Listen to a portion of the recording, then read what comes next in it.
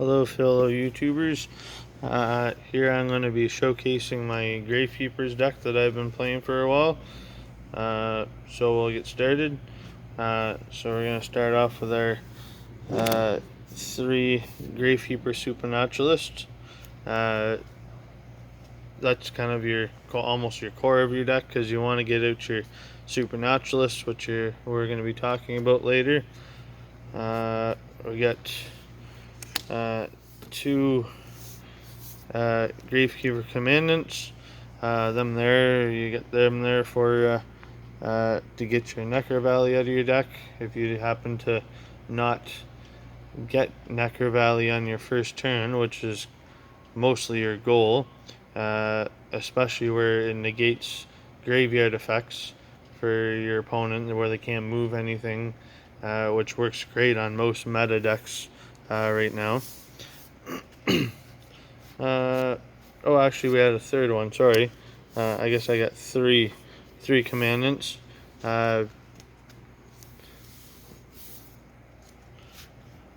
we got, here's all our singles. We got our headman. Sorry. We got our headman. We got a 1 Gravekeeper Spy, a Descendant, an Oracle, and an Assailant. So those all work great with the deck.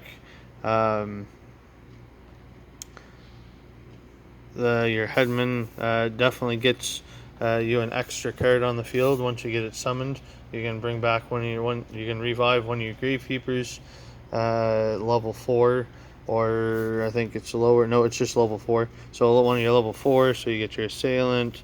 You can bring back your Descendant, your Spy. You can also bring back your Supernaturalist, or sorry, your Spiritualist. Your Commandant. There ain't really much point in your Commandant, other than, I guess, if you needed kind of a beat stick, I guess. So that's all for monsters. Now with Gravekeeper deck, of course, you have to have Necro Valleys. So I got 3 Necro Valleys. Royal Tributes. Royal Tributes are great because that knocks out most of their hand on most or against most decks. Hidden Temple and Necro Valley, that's definitely a staple in the deck. Negating your opponent from special summoning, that's very important, especially with all these meta decks where there's so much link monsters going on, and summons from the hand and deck and all that good stuff. We got our Necro Valley Thrones.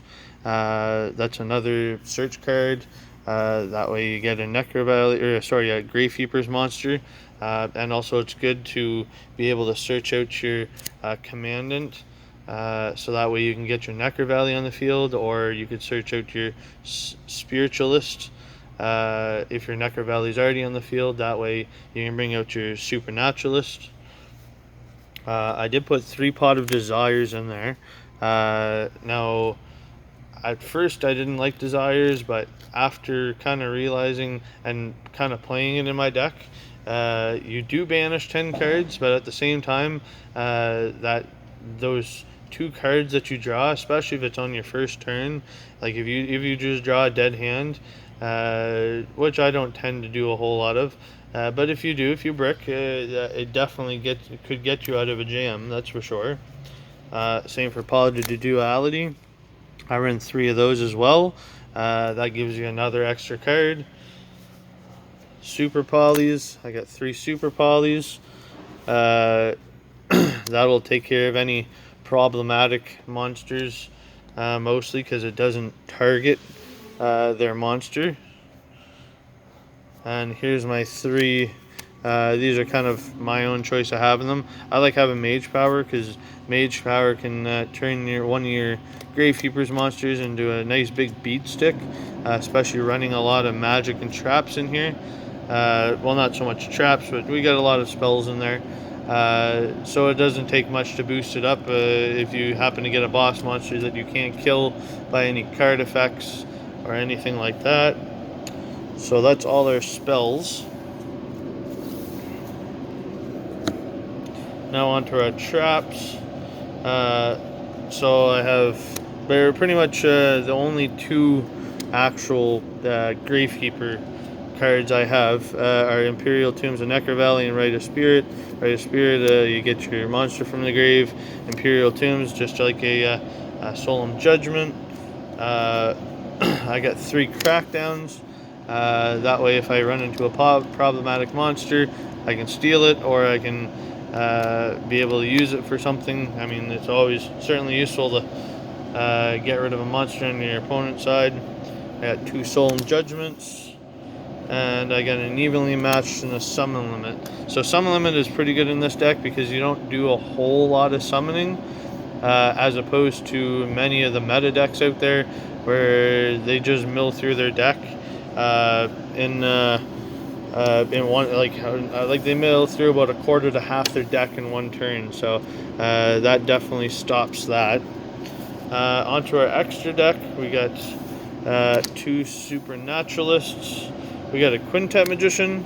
So with a Quintet Magician, you can bring it out with your Supernaturalist, or sorry, not your Spiritualist.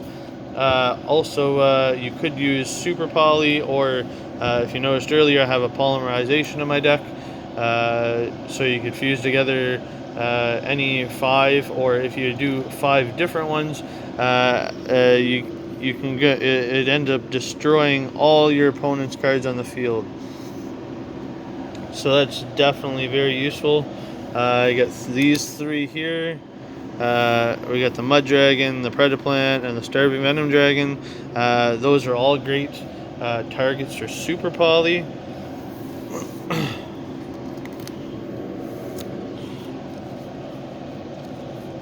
For my Link monsters, you don't really use Link monsters or Xyz monsters very much in this deck, but I do have them in there.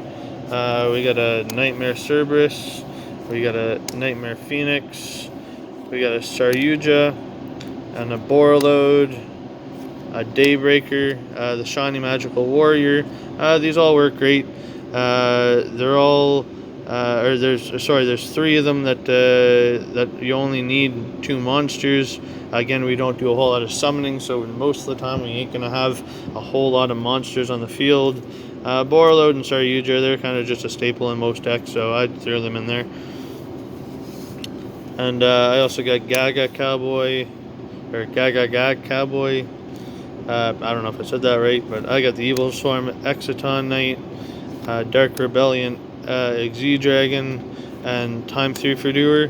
Again, you don't really do a whole lot of summoning, but these only require 2 level 4 monsters for any 4 of these.